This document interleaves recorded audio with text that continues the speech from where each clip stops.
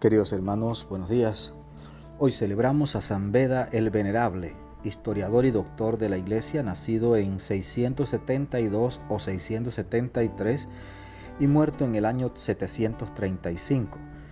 Transcurrió su vida entera en la abadía de Jarrow, Inglaterra. Se dedicó con fervor a meditar y exponer las Escrituras, y entre la observancia de la disciplina regular y el canto litúrgico, también en empresas intelectuales como la historia de Inglaterra y de los mártires, pero jamás sacrificó la oración por el estudio. Mire ese final, jamás sacrificó la oración por por el estudio. Nosotros a veces sacrificamos la oración por cualquier cosa, ¿no? La oración es fundamental y esa no puede ser sacrificada por nada. Vamos a escuchar el texto del Evangelio. Recuerde que ya estamos en el tiempo ordinario y en el tiempo ordinario pues cada día hay un tema diferente. Vamos a escuchar el texto del Evangelio y vamos a pedirle al Espíritu Santo que nos ilumine, que nos llene con su gracia, que inunde todo nuestro ser con su presencia y que forme en nuestro corazón esa imagen perfecta de Cristo. Amén. Marcos 10 del 28 al 31. En aquel tiempo Pedro le dijo a Jesús: Señor, ya ves que nosotros lo hemos dejado todo para seguirte. Jesús le respondió: Yo les aseguro, nadie que haya dejado casa o hermanos o hermanas o padre o madre o hijos o tierras por mí y por el Evangelio, dejará de recibir en esta vida el 100 por 1 en casas, hermanos y hermanas, madres e hijos y tierras, junto con persecuciones, y en el otro mundo la vida eterna. Y muchos que ahora son los primeros serán los últimos, y muchos que ahora son los últimos serán los primeros. Palabra del Señor. Gloria a ti, Señor Jesús. Pues queridos hermanos, aquí nos encontramos nuevamente con Pedro hablando.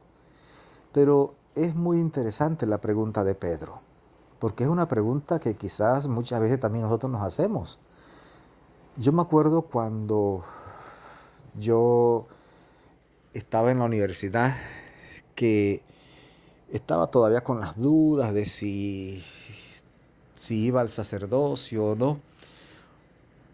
Un amigo con el que estaba conversando, cuando le dije que estaba pensando seriamente ser sacerdote, me dijo: no, de ninguna manera. A Dios hay que servirle, pero no tanto.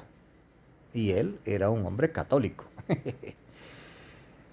Cuando me dijo eso, yo me quedé muy extrañado, porque era mi amigo.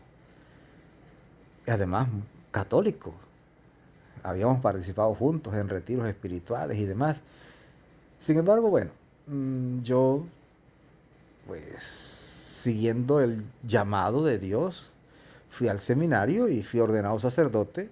Él se mantiene siendo católico y nos vemos muy poco, pero somos amigos.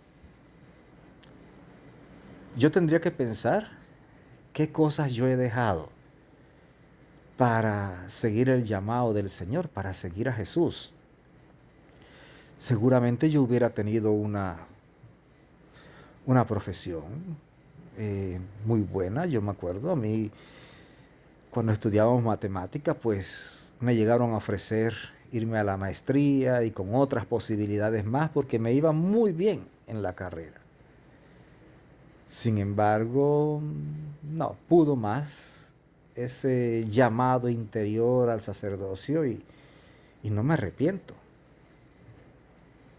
Hubo que dejar una cierta estabilidad económica que comenzaba ya a tener.